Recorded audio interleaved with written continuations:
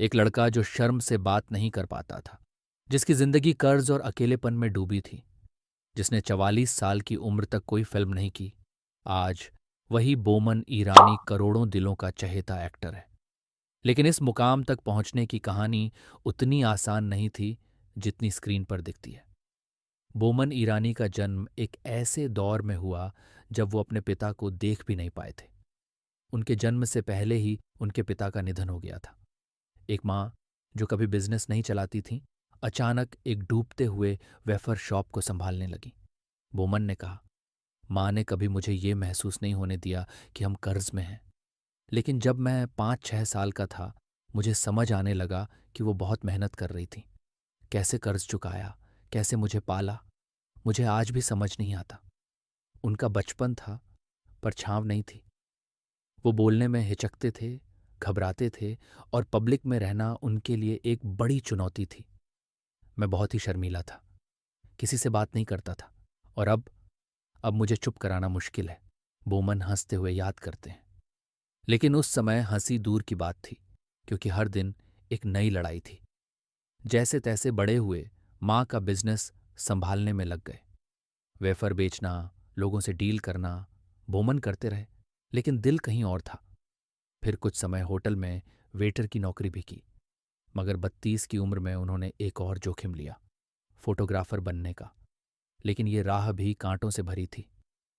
मैंने लोन लिया, फिर उस लोन पर ब्याज, फिर उस ब्याज पर भी ब्याज। हालात इतने बिगड़ गए थे कि मैं खुद को पूरी तरह खत्म महसूस करता था। ऐसे समय में कोई और शायद वापसी की सोच भी नहीं पाता, लेकिन बोमन के अंदर एक जिद थी, एक क्रिएटिव आग जो बुझने का नाम नहीं ले रही थी। लोग कहते, दुकान में काम करो, लेकिन मेरे अंदर एक क्रिएटिव जानवर था। उसका क्या करता? उन्होंने थिएटर करना शुरू किया, फोटोग्राफी के साथ। न पैसे थे, न कोई गारंटी, पर थिएटर में जान डाल दी। धीरे धीरे उनकी परफॉर्मेंस लोगों तक पहुंचने लगी, और फिर आई वो रात जिसने इतिहास बदल दिया। उनकी पहली फिल्म लेट्स टॉक किसी ने नहीं देखी, लेकिन किस्मत की बात देखी, निर्देशक विधु विनोद चोपड़ा ने देखी। उन्हें बोमन का काम पसंद आया। उन्होंने बोमन को मिलने बुलाया और पैसे देने की पेशकश की। बोमन ने पूछा, किस लिए? चोपड़ा बोले, कोई फिल्म नहीं है अभी, बस देना चाहता हूं। बोमन ने वो चेक कभी कैश नहीं करवाया, क्योंकि मैंने काम नहीं किया था उस पैसे के लिए, उन्होंने कहा। 8 महीने बाद वही चोपड़ा लौटे, और इस बार उनके हाथ में स्क्रिप्ट थी मुन्ना भाई MBBS की। उन्होंने बोमन को दिया डीन का रोल, और यह फिल्म बन गई एक मेगा ब्लॉकबस्टर। इसके बाद बोमन ने कभी पीछे मुड़कर नहीं देखा। 3 इडियट्स में प्रोफेसर वायरस, PK, लेजे राहो मुन्ना भाई, संजू, जॉली LLB जैसी सुपरहिट फिल्मों ने उन्हें हर घर का नाम बना दिया। एक ऐसा एक्टर जिसे लोग किरदारों से पहचानते हैं, नाम से नहीं। आज उनकी फिल्मों की टोटल कलेक्शन 4000 करोड़ से ज्यादा है।